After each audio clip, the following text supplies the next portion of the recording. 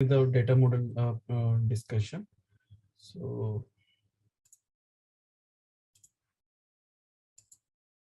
DGNG data model, edit data model,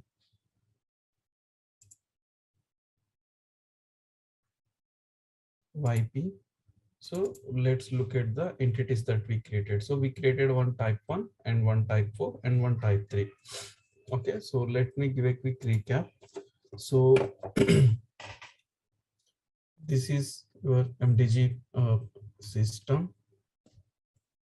So we created a data model called YP data model. So as part of this one, we created one SU type 1, which is nothing but the product main master data. And we also created SU type 4. So that is nothing but the plant, the child to your SU type 1. So whenever we create a type 4, then this particular type 4 has to be linked with the parent entity. So that linkage will happen via the leading relationship. This is a leading relationship. And also type 4 means actually, so when you're having one table and a child table, so basically at the child table level, you will have a composite primary key. If the same key you needed material also here, then basically we can club both into one single entity. So you are going for a child because it has that composite key. Like, I mean, it's a combination of material and plant. Okay, so that's where we will that means basically it expects one more qualifying relationship with another type 3. Okay, so we created SU type 3. So staging tables will get generated for type 1 and for type 4. Type 3 acts as our a foreign key check table. Okay, so basically the master data, the plant master data will be representing this SU type 3. So in ECC layer, we have something called the T001W as a plant master. So that particular table we are representing by using this SU type 3. So that means basically this table is already available, and so for type 3s, it won't create any staging table. So it will refer the existing table that is already there in your ECC layer. So examples for type 3s, it can be your plant or maybe sales organizations or probably purchasing organizations. So whatever you do as part of SPRO3 and you need an additional key at your child table level here, that is where you can actually make use of SU type this one SU type 3, and you can create that child table. Okay, so now after that we created a something called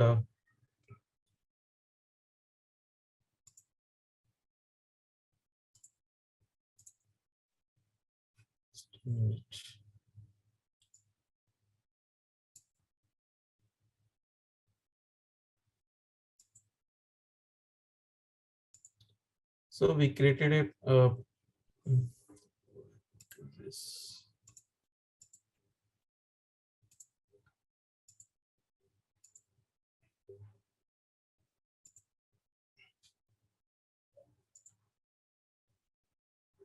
So we created a, I'll open the other one. So we created a type 3 and we made a qualifying relationship with this one. Okay, so this is what we have actually created as till yesterday.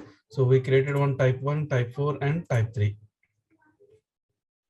Okay, now so till after this we talked about two type of relationships. One is leading relationship, the other one is qualifying relationship.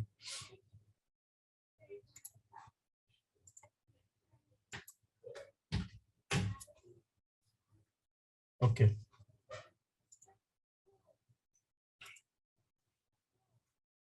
so we created assume that this is the okay, you have SU type 1, SU type 4 and SU type 3. Then you have your T001W table. Okay, so this is a leading relation and this is a qualifying relationship. Okay, so we talked about leading relationship and we also talked about qualifying relationship. Okay, and one type 3 and type 4. Okay, now So there is one more relationship that we have, that is nothing but reference relation. Reference relation. Okay, so what does this reference relationship means? Basically what happens is, if you look at this SU type 3, okay, so this SU type 3, when you make a qualifying relationship, what happens exactly in the generated staging table, this particular plant added as a key attribute because of the qualifying relationship. Now assume that I don't want this as a key attribute. I want it as a normal attribute. Maybe not in case of plant. Maybe for example, you have some other attribute where you wanted to add that attribute into your type 4 staging table. So there are two ways that we can do. One is you can directly add that as a non-key attribute at your type 4 level directly. How we actually added these ABC indicators. If you go to type 4, okay, so in the attributes, so either you can add one more attribute directly over here, okay, under this particular type 4 entity, so that this attribute will add as a non-key attribute in the generated staging table. The other option is you can also create another SU type 3, another SU type 3. Now add that SU type 3, make a reference relationship, make a reference relationship. So from SU type 3 to SU type 4, okay, so this is your SU type 3 and SU type 4, okay, and we also have SU type 3 and SU type 4, okay. Now if you make a qualifying relationship from SU type 3 to SU type 4, then this particular attribute will add as a key attribute in the generated staging table. But if you add this as a normal reference through reference relationship, then this particular attribute will add as a normal attribute, non-key attribute in the generated staging table. Okay, now you may get that, okay, why, if at all it's a non-key attribute, I can directly go and add that attribute over here as well directly. Okay, so now why I can add it as a reference attribute? Okay, that the reason is basically what happens, both are possible, but usually if there is an opportunity, you try to add this as a reference attribute, because what happens is, if this particular attribute is being commonly used in multiple entities, across multiple entities, under material master, you have plant entity, sales org entity, then valuation entity, purchasing org entity, accounting entity. Maybe there is one attribute which you wanted to use across all multiple entities, type 4 entities. Okay, so then what happens is, when you make this as an SU type 3, okay, and make a reference relationship with all those child entities, then this particular attribute will add as a non-key attribute in all those child things. So the advantage that you get is, basically with this one, if at all you wanted to change maybe any property, let's say for example, this is your attribute level, right? At attribute level, you can assign some set shelves. You can see here, there is a set shelf. This is a S11 set shelf.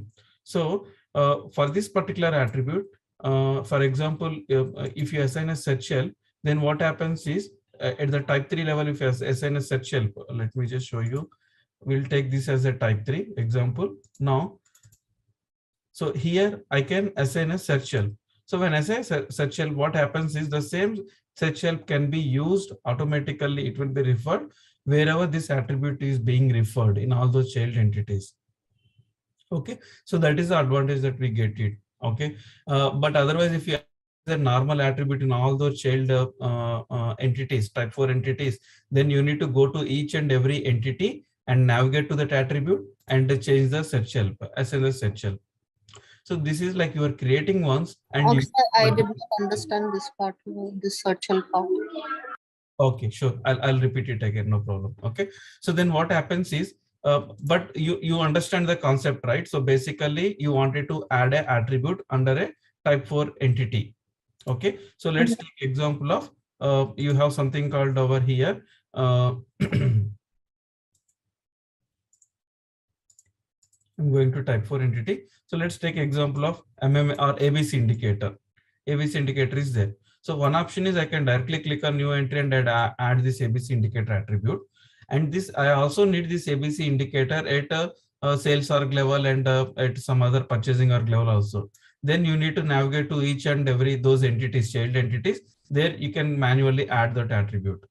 When you add this attribute, okay, the search help, if at all you wanted to, for this one you wanted to assign a search help, then at attribute level you need to maintain this search help, right? That means because you are adding this in 10 entities, you need to go to those 10 entities and select that attribute and update the search help. So you need to repeat that activity 10 times. Any attribute, like, I mean, you wanted to change the description or you wanted to assign a search help.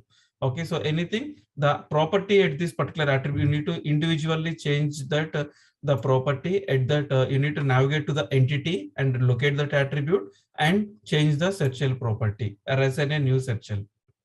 So you need to repeat this 10 times if you are using this attribute in 10 entities. But assume that if instead of that one, if I create a type 3 entity, this ABC indicates itself as a type 3 entity, because type 3 represents one attribute only. Yesterday we created one type 3 for plant master. So it represents only one attribute. You cannot add more attributes under type 3. It represents one reference master data.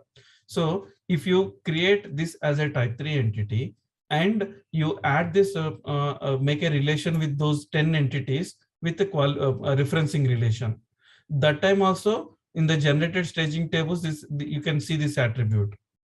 Now, if at all I wanted to change the search help, then I just need to navigate to my type 3 entity, and here I can just simply assign the search help. So this search help will be being used common across all those 10 entities automatically. You no need to navigate to those 10 entities, locate that attribute and assign the search help. So it's a reusability basically. I'll tell you some of the common things, like a country is there, or unit of measure is there. Okay, so these are the reference master data. Unit of measure you required in multiple places. Okay, so wherever you need this, you create one type 3 for unit of measure and make a referencing relation with all those child entities, type 4 entities, wherever you need this unit of measure. Then automatically you can, any changes in future, you can assign at that type 3 entity level itself, so that it automatically reflects. So Y plant will become a type 3 and all the children entities will become I did not understand actually this part. Can you give me an example? So that's what I'm trying to give an example here. Let's say, for example, you have a unit of measure, one attribute. Okay, I want this attribute in sales entity, purchasing entity, and valuation entity, and plant level. I have four entities. Okay, so this is my SU type 1. Okay, under SU type 1, I created SU type 4, another SU type 4, another SU type 4, and another SU type 4. Okay, now I need unit of measure here. Here also I need unit of measure as an attribute, normal attribute here also. Then what should you do?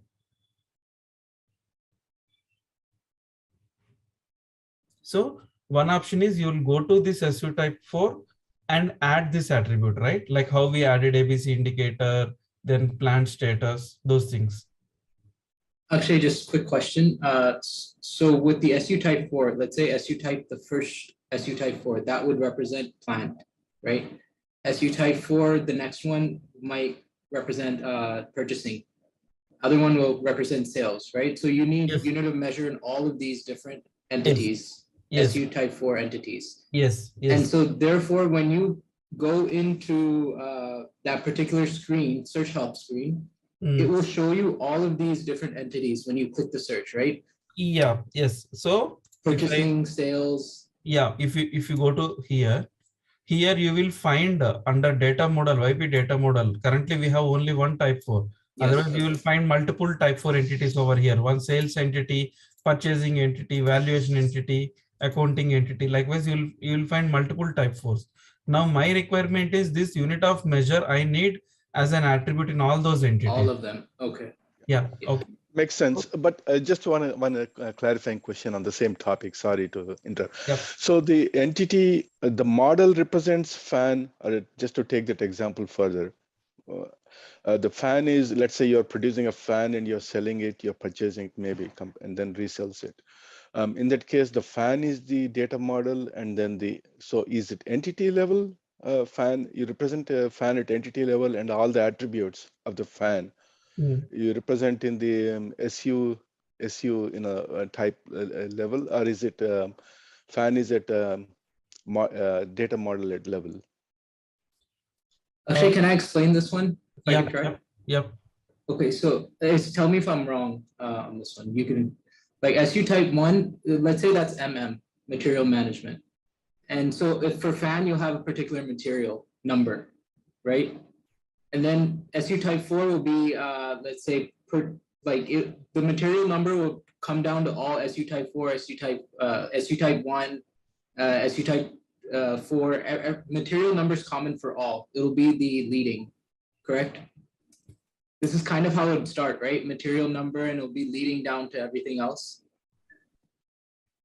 And so also for sales, it would be, the fan information for sales. And then for purchasing, it'd be fan information for purchasing. For that particular material number, it'll go to each one of these. Is that correct?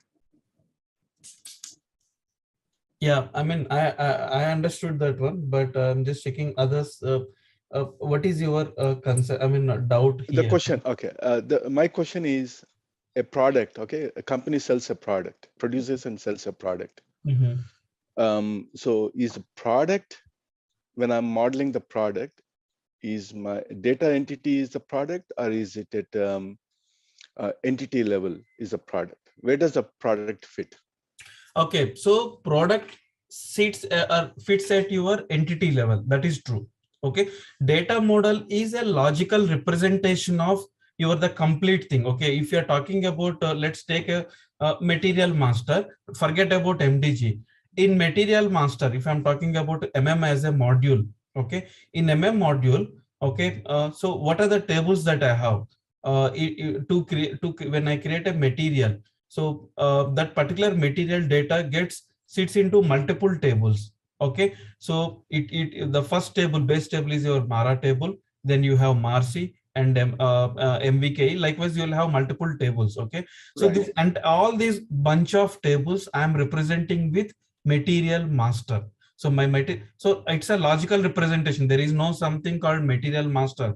Okay, so that the data that sits into these multiple tables, right? So that is what the actual material. Okay, here the tables we are talking as in terms of entities over here. Okay, so material master is a logical representation. At the data model level, nothing gets stored. Only what is here important is from here, your type 1 onwards, it is important. You have something called data model. It's just a logical representation which groups your type 1, type 4, and everything. Okay, so I'm just naming it as an MM, but technically under MM there is no table or nothing. Actual tables are getting generated for these entities only. Okay, so my actual material master data gets stored into these entities. So if I expand that further, Akshay, because this is important, the fan would be at a data model level, because it's a logical representation. Yes. And yes. then what all components of fan, material 1, 2, 3 would be at the entity level. And then for each of these entity, we'll have the attribute that tells you the details of that entity. Yes, that's true. That's true. So fan is a logical representation, right? So when you assemble all these things, it forms a fan for you. Okay, gotcha. Okay, fine. So yeah, Samjukta, okay, now coming back to our point, right? So I need like at a type 4 level, we can add attributes. Okay, not only at type 4 level, here also I need one attribute, unit of measure, which is a common attribute in multiple entities. It can be a type 1 level or a type 4 level, because we will always have your attributes at type 1 or at type 4. Type 3 is nothing but it's just a reference master data. Okay, so we don't actually store anything at type 3. Your master data always gets stored either at type 1 staging table or at type 4 staging table level. Okay, type 3 and type 2 are helps us to extend that material to multiple plants or multiple sets sorts and all those things. Okay, so all your attributes always will be at type 1 or type 4 level. So we already created some attributes at type 1 level. We also created some attributes at type 4 level. Now I have a requirement that as part of that requirement, I need one attribute unit of measure, which I need at my type 1 level and even at my multiple type 4 levels as well. Okay, so option 1, what I can do is I can directly go to type 1. Okay, I can go to type 1 level, type 1 entity, go to attributes, click on new entry, add unit of measure as a fourth attribute. Similarly, I'll go to plant type 4, and again I can go to attributes, click on new entry and add it as a unit of measure.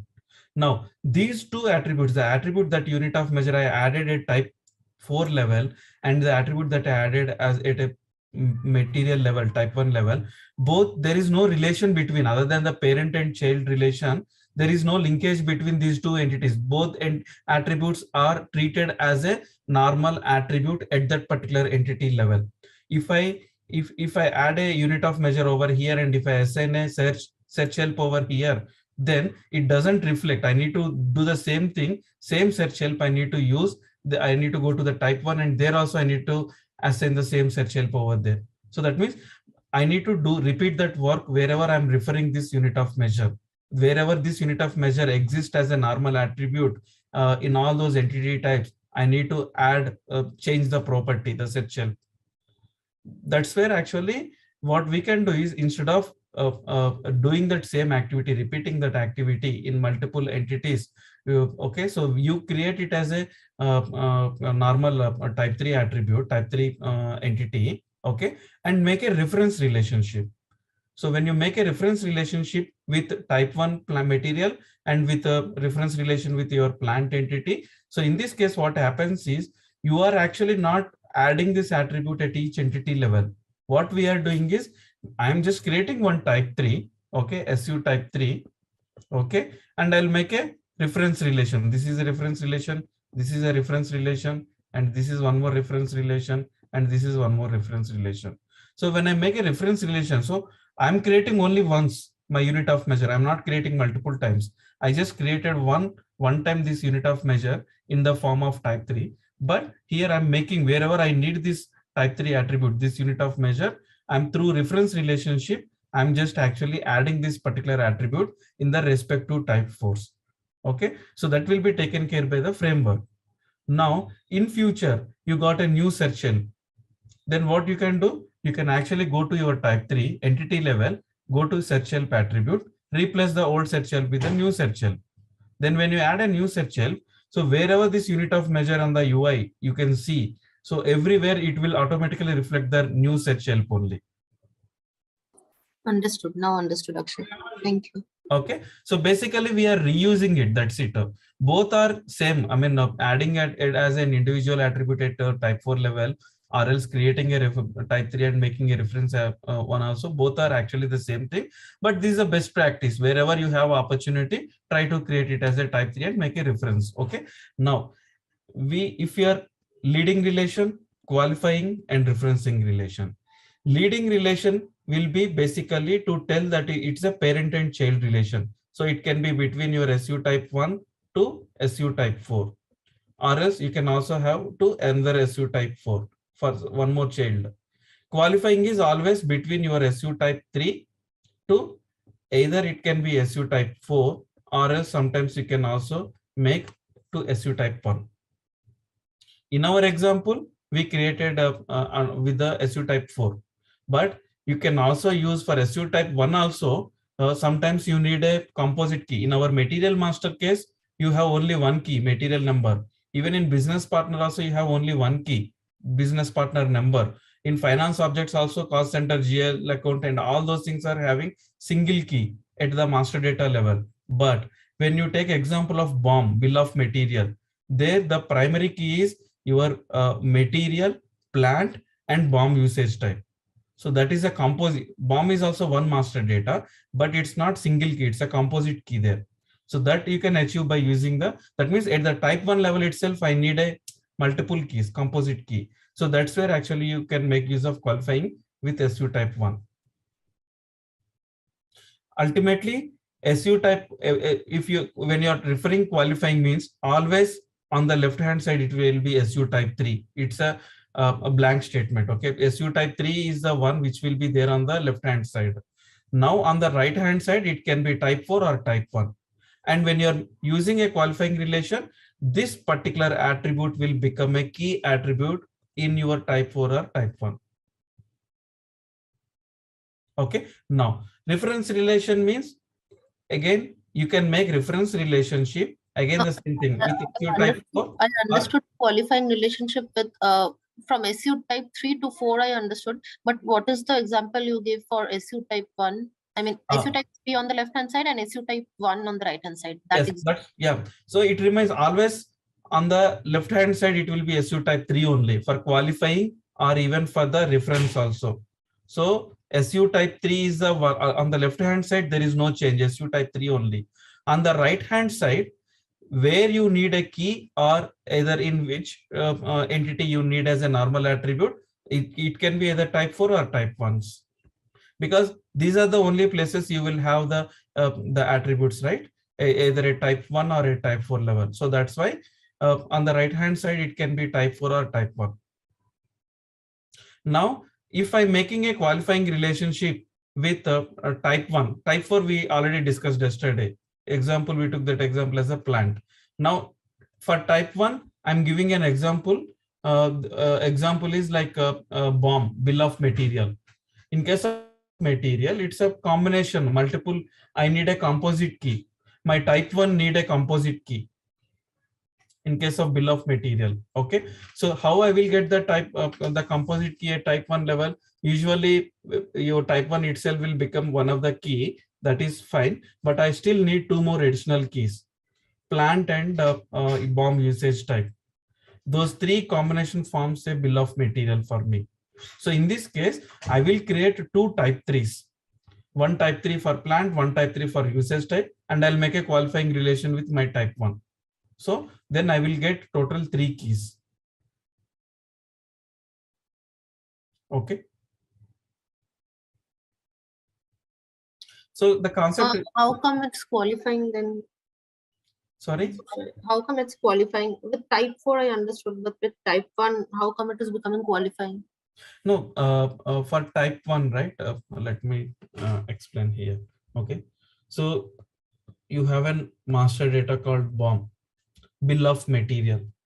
Okay. So in case of bill of material, the key is, what is the key in material? In material object, material itself is a key.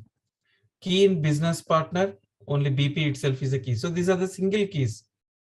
But in case of bill of material, the key is material, BOM usage type, and plant. So this forms a key for BOM object, BOM master data object, not one single key. Multiple keys I need to create a bill of material. So let me show you the T code.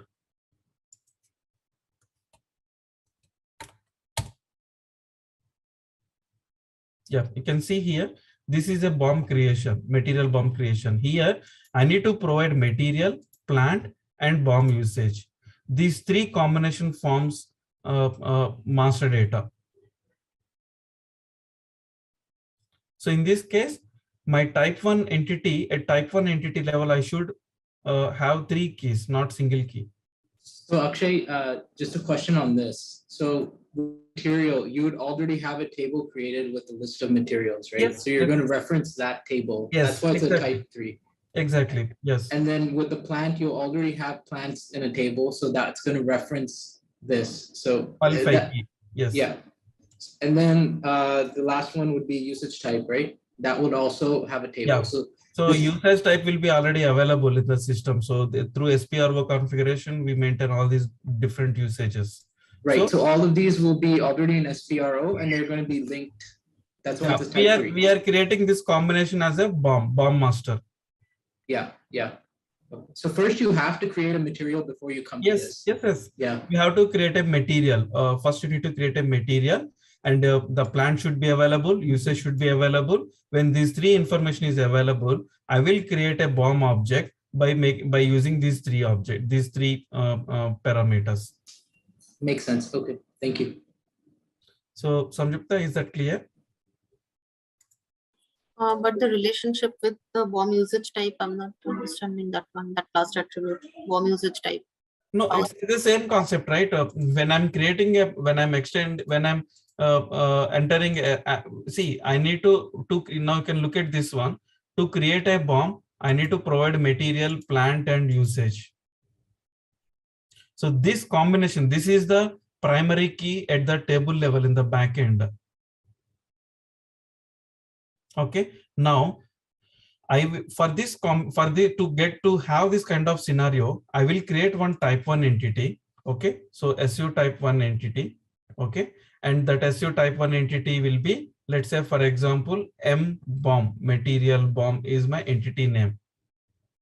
Okay, here at this is my SU type 1 level, right? So here at the entity entity level itself, you have a data element, and there I will provide Matner data element. So that means this itself will become the primary key, one of the primary key in my type 1. Okay, in the same way how we have seen this our material example. But along with this one, I also need one more additional key. Assume that I need a plant. Then what I will do, I'll create a SU type 3 plant master. Okay, and I will make a qualifying relationship with my type 1. So as we discussed earlier, when you are making a qualifying relation, so this particular plant also will get added in your generated staging table as a key attribute. Now in the same way, I will also create another SU type 3 that is for BOM usage. Okay, BOM usage, and I will make a qualifying relationship with same my type 1 entity. So because of this one, I'll be getting one more additional key. So how many qualifying relationship that you are adding to your SU type 1, those many keys will get generated. Okay, so this usage type will be linked to the type 1. That means material Exactly. number. Yes. Okay, not planned, right? Yeah. No. So all this should pointing to your type 1. Your plant also will point to your type 1, and your the usage also will point to your type 1. That's why what I'm saying is, in case of qualifying relationship, it will be always from SU type 3 to SU type 4, or else it should be to SU type 1. This is a valid case, qualifying relationship. No, understood. Okay. Okay, fine. So now in the same way, we also talked about SU type 3 and reference relationship. Referential relationship also, it's the same concept. The only difference is it will add as a non-key attribute. That's the only thing between qualifying and referencing, right? In both the cases, the value should be, this is your bigger one, master data. Okay, only thing is that this will add as a key attribute in the generated staging table, and here it will add as a non-key attribute in the generated staging table. That is the only difference. So in both the qualifying and referencing, it will be SU type 3 only all the time on the left hand side. On the right hand side, either it can be type 4 or type 1. Okay. Now leading relationship, again, for leading relationship, it can be your SU type 1 to, sorry, this is leading, SU type 1 to SU type 4, or else it can be between SU type 4 to another SU type 4, leading relationship. Okay. Yeah. So that's it. I mean, if you know this one, your MDG data model, you can do anything in your MDG data model, because this is not only in case of your custom data models. When we get into the topic where we will be extending the material master, this concept is very, very helpful, because in material master, there might be some requirements where you need to add a new type 4 entity. When you add a type 4 entity, then you need to think about what is the parent for this type 4 entity. Then you need to identify your type 4 parent and make a leading relation. And again, you also need to look for what is the qualifying type 3 and the qualifying. So you need to think about those scenarios as well. Okay. So when we are discussing about data model extension, that time we will talk about, we'll come back to this topic again. Okay. And I'll use some scenarios as well during that time. But before that one, the basics for this, what is SU type and what are the possible relations, that you should have an idea. Okay. So just to, before you round off, if you can take the BOM bill of material, the other screen that you showed, yeah, and if you can show that, where the material sits, comes here, and where the plant comes, that would be, I think, would help a little bit solidify my understanding. Where it sits means, if you flip to the other screen where you showed the BOM.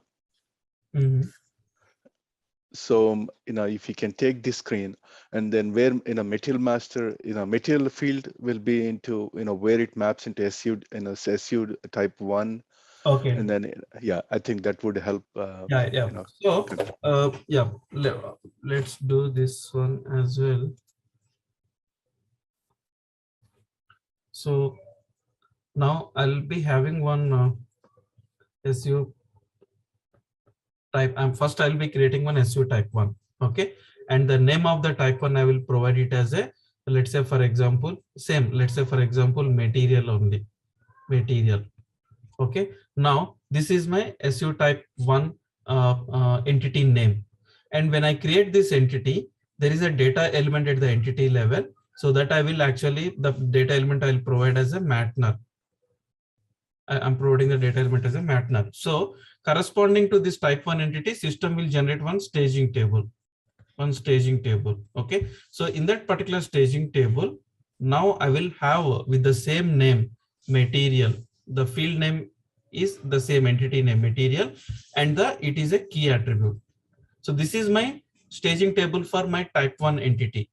Okay, this we also see in the same our YP product master. Now, what is important here is, in the staging table, I need 2 more keys. Okay, so that's where what I will do is, I will create one SU type 3. Okay, this is my plant master, plant underscore master. That which represents. I have a question actually in the previous example also, but we always refer the plant with respect to material. Plant is the 4 storage unit type 4 with respect to material. So how come here we are treating it as SUT3? No, that, see at what level that you need this plant. In the previous example, I'm creating a material, and while creating the material, I wanted to maintain the plant data. Okay, so that is my child. Then in that case, plant will become my child. Now, when you talk about bill of material, your material, plant, and BOM usage type are at the same level, in the same staging level. See, in the previous example, you have one staging table for your material, okay, and you have another staging table for plant. In the material staging table, you have material as a key. In the plant staging, you have material, plant as a key. But here, this is your SU type 1 and this is your SU type 4. But now in my SU type 1 itself, I need both these 3 keys. So here your material is already created, plant is already available, usage is already available. So the BOM master always, when you are creating a BOM master, that means those 3 objects should be available, and you are combining those 3 objects with the combination, you are creating a bill of material. Okay. Now here what happens, see, now when I create a SU type 3, which is nothing but my T001W, which represents, okay, and I will actually make a qualifying relationship with my type 1, and I will. So Akshay, just a quick question. Yeah. Sorry. Just a quick question, just for my understanding, the T001W, that sits in your ECC. Yes. And the SUT3 plant master, that sits in your MDG. Yes. Right. And that creates that link. There's a link between both. Yes. Okay. Just wanted to clarify. That's true. Absolutely true. Okay. Now, in the same way, I'm creating one more SU type 3, and this SU type 3 represents usage type. Usage type. Basically, this usage type represents whether it's an engineering BOM, production BOM. Okay, so that one. Now you can also look at what is the table that it refers. You will have that in the backend. You will have the value table, right? So if you go to the data element STLAN, okay, so in the domain, so T416. So T416 is the now here T416, which is my usage type. So your plant and usage type should be already available. So I'm representing those two using my new SU type 3. And this also I'll make a qualifying relation with my type 1. Okay. Now with this one, what happens? Because of the first qualifying relationship, I get plant as a key. And because of the second qualifying relationship, I'm getting my usage type as a key. Okay.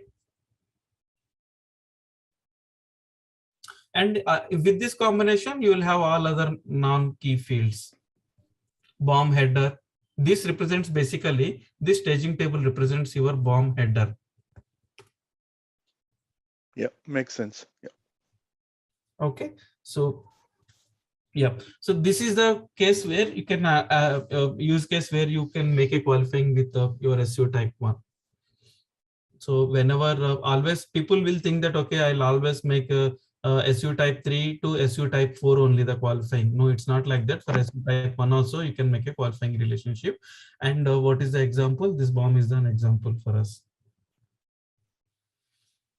Okay, so now what we will do is, we'll just see a demo for this type 4. So sorry, reference relationship. For reference relationship, so similar, the same way, we need to create one more type 3 and just make a reference relation with your type 4. Okay, so for that one, what I'll do is I'll just take one example, any other attributes, C11,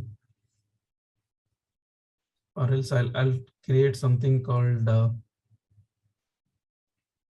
country. What is the data element? Land 1. Land 1 represents your country. Yeah, country, right? So I'll create one type 3 which represents my country.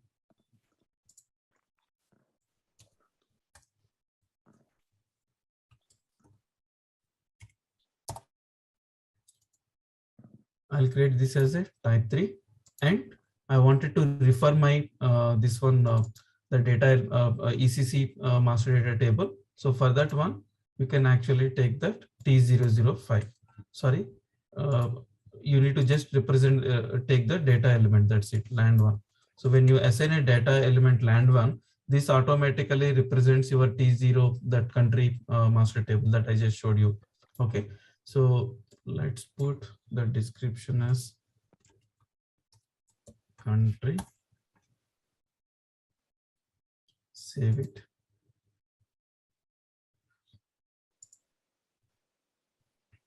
Okay, so we'll go back.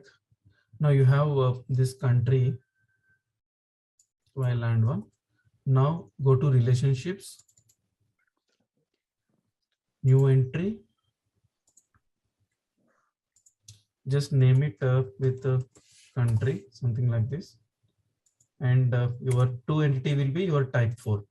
With this one, what happens is this attribute will get added as a non-key attribute in the generated staging table. So the relationship will be a referencing relationship, and you can just use 1:n.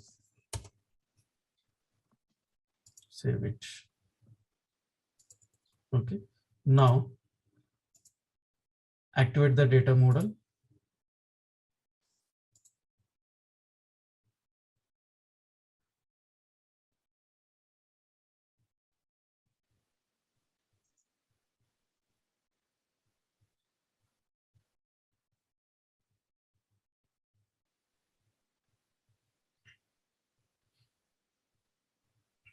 Parallel, will open the staging area.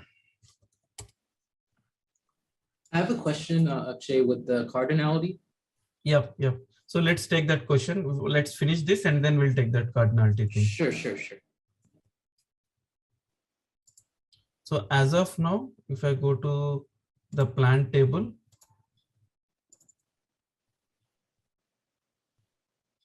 yeah, it's already added it. Okay. So I think it's already done, though it's showing as a processing, but you can look at it the table level, plant table, right? So this particular one got added from SU because of the qualifying relationship with your type 3. Now you can see this particular country got added as a non-key attribute. Again, from SU type 3 only. It's from SU type 3 only. Because of the reference relationship, it added as a normal attribute. You see the key value is blank, whereas here key value is ticked. Now what happens at this particular type 4? If I go to my entity types, okay, now I have this type 3 land 1. Okay, if I assign a search help over, now this search help will be automatically referred in this particular type 1 entity. So likewise, I can, wherever I refer it in all those entities, this search help will be automatically referred. That is the advantage. It's a reusability thing. That's it, nothing much. Okay.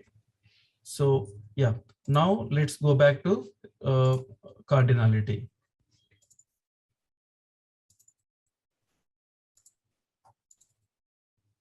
Okay. So usually this cardinality, when you are talking about qualifying relationship, okay, you can always give the cardinality. Always it has to be 1:n only. Okay. Now you can the cardinality with the qualifying relationship, it is mandatory you have to give 1:n cardinality because we are referring it's a 1:n, right? Like one plant from the multiple you have that multiple plant master table. So from there you are referring one, or no, it's not like that. It's from your material, one material to n number of plants. So with that, that is what you will be getting over there. Okay, now with the reference relationship also, you will use always 1:n cardinality only.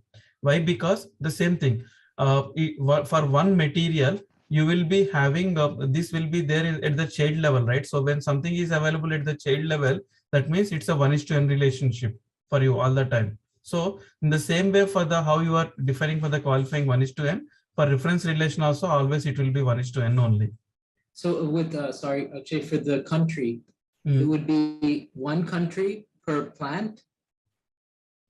That's the relationship? Yes. Yeah, that's true. So it is, we are talking from the material point of view. Okay. When you take a plant example, it will be 1:1 relation only between your plant and country, because both are at the same level. For a particular plant, you are selecting what is this country this plant belongs to. Okay, so it's 1:n, right? So it's one country for many plants can be used. No, it will be the other way. One material can exist in multiple countries. Okay.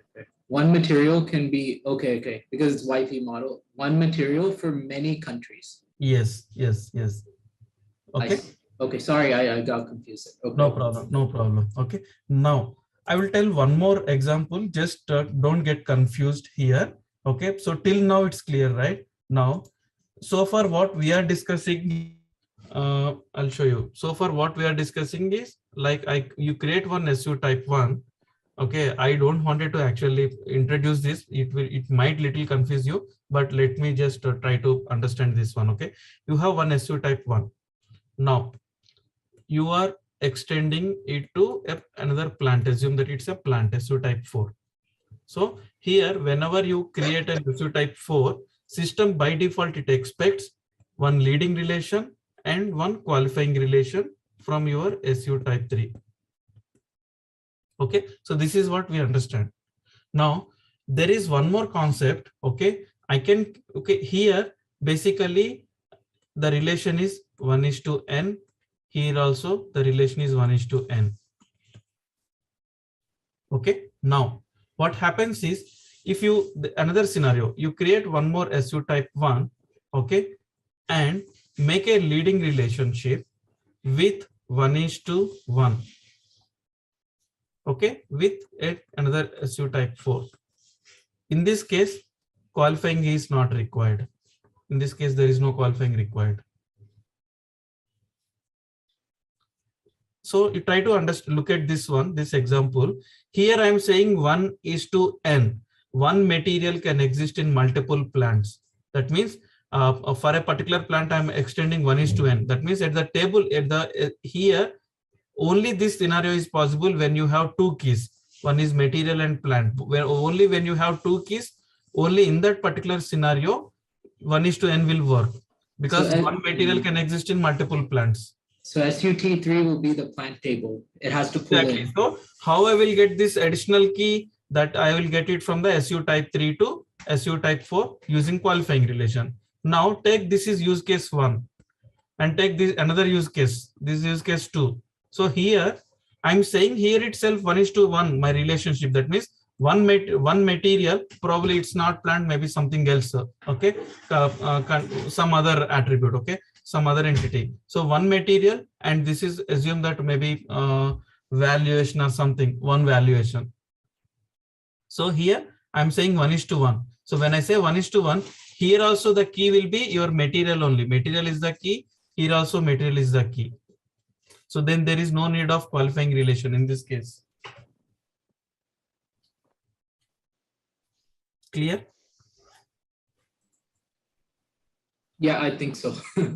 Yeah. I mean, so this is the one which we discussed now. Since yesterday we are discussing this part. I intentionally skip this one because when you look at your material master data model, you will find these examples. Those are already there. Okay, we will look at shortly. We will look into that. In the second scenario also, it can inherit the characteristics from SU type 3, right? MBW table and those. If for valuation area, if there is any check table. No, here so when I say 1:1 means, okay, so here my material, it will, so for one material I can maintain this only one type 4 data. I cannot have multiple type 4 data. One material, one type 4 data. Okay.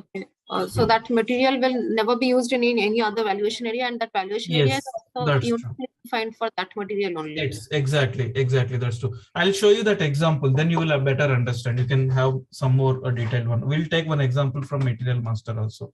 Okay. So before going to material master, now I wanted to show you the another graphical representation of this one. Okay. So if you go to this data model, YP data model, there is something called visualize data model in the top.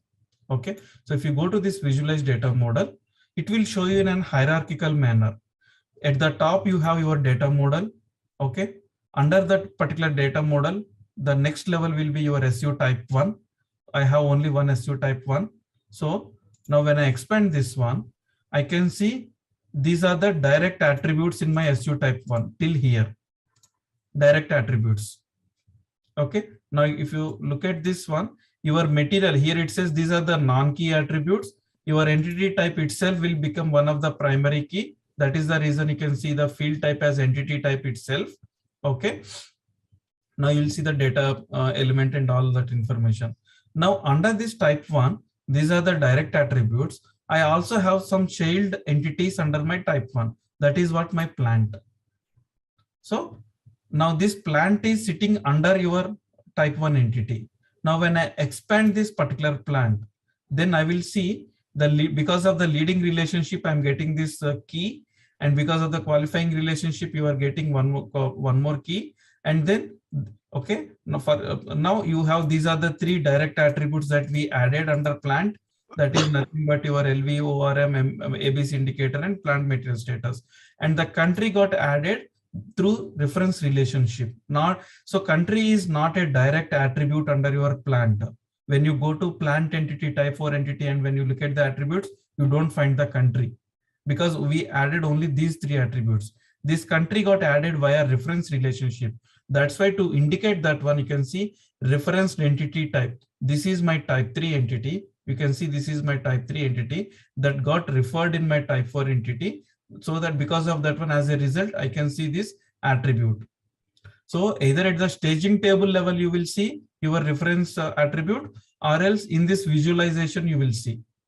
If you go to your plant entity and open, look at the attributes, you don't find this country over there. How did you get to this visualization view? Yeah. So at the data model level, Okay, there is a button, visualize data model. Okay. Okay, so then you will see over here. So by looking at this particular hierarchy, you should understand which is a reference, which attribute is coming via reference relationship, which attribute is coming via a qualifying relationship. Okay, so qualifying relationship, which attribute is coming via leading relationship, what is the parent entity. Okay, now what are the direct attributes? Okay, so we need to basically get used to this visualization so that in one view itself you will see all the entities, attributes, and everything. Just quick Yeah. question. So for plant, if it was 1-to-1 right now, for there, you wouldn't need the qualifying, right? For Y plant, For Y plant? if it's 1-to-1 relationship, Yeah, if it is one-to-one relationship, you will find only one leading only. only one leading. Okay, that's There is no qualifying. no qualifying. Yeah. Okay, I'll show you that example also. Now this is clear, right? Once this is clear, we'll go to data model and we'll see the same concepts will apply there also. Yeah, this helps. The visualization helps to Yes. see Yeah, the big picture, right? exactly. So the only difference is in our data model, it's a simple data model. So you have one type 1, one type 4, and 2 type 3s. But whereas Just if I go to data model, and if you go to visualization,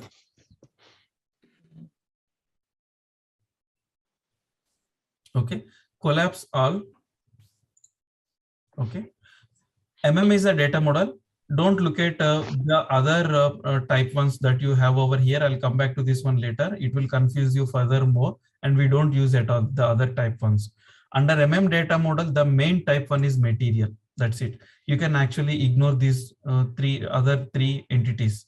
Those are also type ones only, but you can just ignore for time being. We will come back to this when we are discussing data model, when you are extending data model, only for your knowledge purpose. Otherwise, we don't use at all these other type ones. For now, you always go with under you have only one type one, that is nothing but material entity.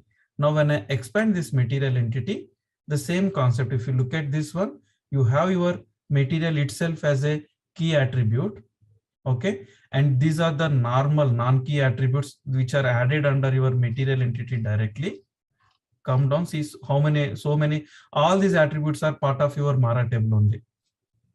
Okay, so after this, now these are the folder, the structure that you can see, the representation, right? The folder is, this representation is always entity, and this representation is an always attribute. Now we are reached to towards the last attribute under type 1 entity, material entity. After that, when you expand this valuation, okay, now look at this particular valuation entity, how many qualifying keys you have. That means if you, this valuation entity is having a leading relation with material, that means your material type 1 is leading your valuation entity type 4. At the same time, you see all these are the qualifying type 3s. These many type 3s are there, and all these type 3s are having qualifying relationship with valuation. This is your character, this is your for the classification. Actually, at the classification level, if you look at that one, for a particular characteristic, you will have the key is class type, characteristic ID, the characteristic number, this internal counter, UID counter. So all these are your keys for your class characteristic. That's why these many qualifying relationships are there. And after that, these are the other normal attributes. Okay, so let's take other example, unit of measure. Unit of measure, you have your, again, the same concept, like you'll leading relation and qualifying relationship. This is your type 3. You can see, okay. And there is one more reference relationship also there, EAN. So EAN is a type 3 entity which is having a reference relationship with your unit of measure. So that's the reason it got added as a non-key attribute. Okay, now all other are the normal attributes under this one. Okay, now let's look at so this is for your sales text. Again, there are some qualifying relationships are there, but I'm looking for 1:1 relationship. I just wanted to show you there is one Mara sales there will be something. Let me MBK sales. For sales, you will have material, sales org, distribution channel. 3 keys are there. So that's why there are 2 qualifying relationship with 2 different type 3s. Okay. And you can also find some type 3s reference relationships as well. Okay. So there is an example with 1:1. For that one, let me check that relationships. Material. Okay, Marapach. So let's go back.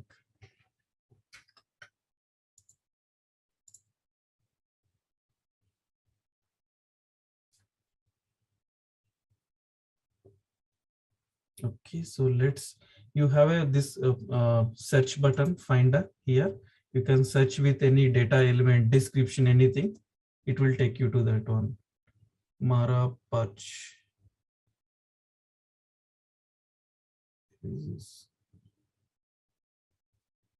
Yeah, this one you can see it. Now this is one entity where you can see only one key, leading one, material. There is no qualifying. This is a type 4. Okay, so but for this particular type 4, there is no qualifying relationship. Okay, so that means you can see only the leading relationship. That means for a particular material, you can maintain only one purchasing data set. This entire thing will be one purchasing data set. It's a 1:1 relation. For a material, one purchasing data set. That's why it's only material is the key. There is no other key over here. Okay, now for this one, if you look at the relationships, wherever you see this S, right? S means actually it's a 1:1. Single, basically single. For our custom data models, it shows 1:1, but for the standard data model, it shows S single. There somehow they replace the 1:1 with a single. You can see there are multiple singles are there. So that means for these entities, there is no qualifying relation with SU type 3. Whenever you say S or 1:1, then system, the error message, originally when you create a type 4 and when you try to save, system will throw 2 error messages, leading and qualifying are missing. But when you go to the relationship and when you add a leading relation with 1:1 cardinality, system will stop showing the other qualifying error. Okay. Any questions? No, I'm good. Okay, great. So so that is actually mainly with the data model. Okay, now after this, when we try to save our data model, we are also getting some warning message, business object type is missing. Okay, so what is that business object type? So what happens is in MDG world, basically in MDG world, every master data we will uniquely identify with something called business object type. Okay, so that means what happens is this is my material master data model or material master object. Okay, so this particular material master this is my data model basically. Okay, once we create the data model, what happens is we will create a UI application for the same data model, and after that there is something called process modeling where your workflows and everything will be defining. That will be again for the same material master data model only. Then there is something called data replication configurations also we will do. And this DRF configuration is also again for object. And we will be using this material master for mass uploads, mass upload UI, mass processing, basically mass processing. So there also we will represent this data model for file uploads or file downloads and everything. Okay. Similarly, there is something called data import framework to load the data into MDG. There also you need to mention what is the data, for which data model you wanted to load this data. Okay. And we have something called DQM, data quality management. There also the rules that you are defining, this is for which object, this is for material master. And we also have something called consolidation processes, MDC. And here also you will tell this consolidation processor for which object, that is for material master. So once you create this particular data model, you will be using this data model in all these kind of different configurations.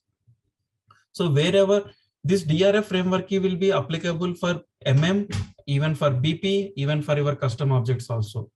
But when I'm doing some configuration, I need to tell to the system that this configuration is for material master. And this you workflows also, I need to mention these workflows are for material master. So to tell this one, what happens is SAP uniquely defined this material master with some unique number that we call it as a business object type. Business object type. Some people will call in short BOT, business object type, and some people will call it as a OTC. OTC is nothing but object type code, object type code. So either you call it as a BOT or OTC or business object type. Okay, so that means SAP, whenever SAP creates a data model, they uniquely assign for every master data, they uniquely assign one OTC or one BOT. For material master, SAP assigned the business object type 194 is the number. So wherever you are doing this configuration in DQM or MDC or DIF or anywhere, I will link the data model or I will link my material master object by linking this particular number 194. Similarly, for business partner, SAP provided one number. For customer also, SAP provided one number. For vendor also. So in MDG, basically in MDG world, there are multiple object types. SAP out of box, SAP is already provided. Okay, and these are already linked to your data models. Similarly for cover, so we never create any new object type code for the existing masters. We will just simply use the existing these object type codes. Okay, so let's look at those object type codes. If you go back, we have something called define object type codes. Okay, so if you go to this configuration, by default, when you look when you activate these particular business functions, MDG content in this particular system. So though there are all the data models are not available by default, SAP created uniquely identifies these particular objects with these these BOT numbers. What is important here is for us, okay, for material master, it will be 194. 194 is for material master.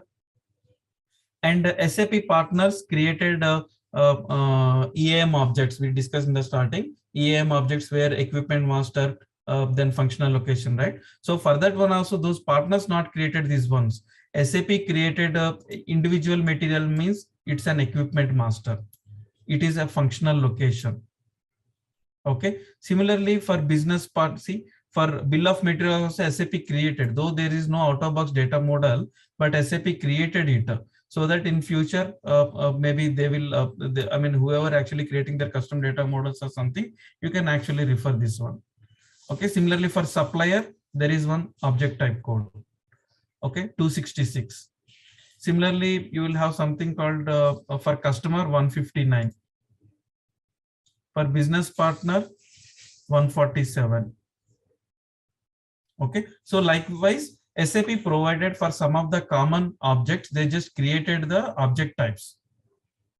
Now for our custom data model also, because when I go to UI application, that time I need to link the data model using this business object type only.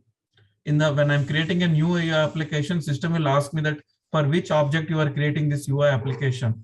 So I need to link the data model by giving my business object type, which represents my a product master. So for that one, we also need to create our own business object type, because ours is a custom data model and there is no out of box OTC or BOT is available. So I will create a new business object type for our data model. It's a free text. Okay, you can go to new entry And usually I represent something like with a YP, our data model name underscore BOT, business object type. So give some description, product master. So we are creating just a business object type now, and you will see this usage when we move to the next UI modeling topic.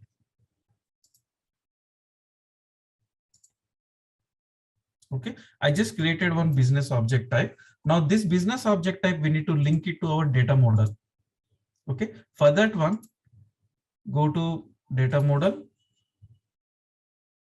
YP, entity types. You will link this business object type because business object type represents one master. So in our case, the master data is your type 1. At the type 1 entity level, select your type 1 entity and go. There is a node over here, business object type.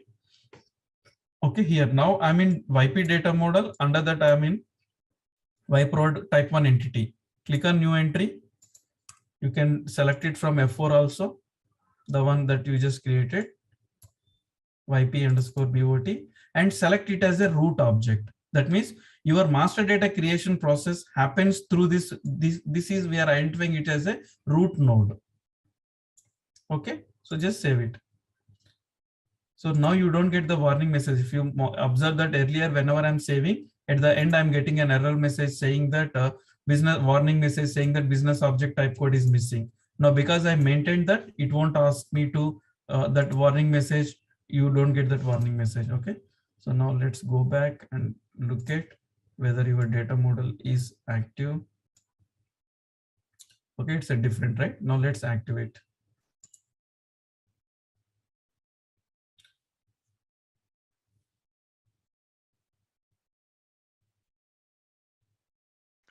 So while you're doing activation, so the steps are, first you do the data modeling, then you do the process modeling, and then you move on to the UI modeling. Is that how the sequence would work? No. So first we will create the data model. This is true. And after that, we create a UI application so that user has to have an UI, user interface, where they can create the master data. Once these two are done, then your process modeling come into picture, where how you define the process, like the workflows and everything will come, which attributes you wanted to make it mandatory, and everything will come into, we will do all this configuration under the process modeling.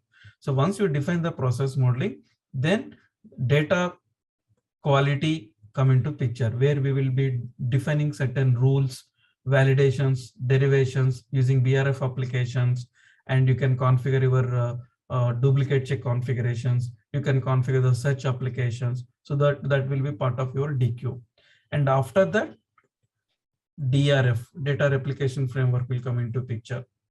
Okay, for this particular object, how you can replicate the master data to the target systems, the configurations. And then we will be talking about mass capabilities of this object, mass capabilities, mass capabilities. Yeah, so this is the sequence. Okay, thank you. So now we are at this data model level. We almost completed this data model topic. So in the next week, we will start with this UI application. So our data model, staging tables, everything is ready. So why we are getting idle, we should not get, because we already maintained, it's a buffer issue. So usually what you can do is you can just come out of this one and again go back.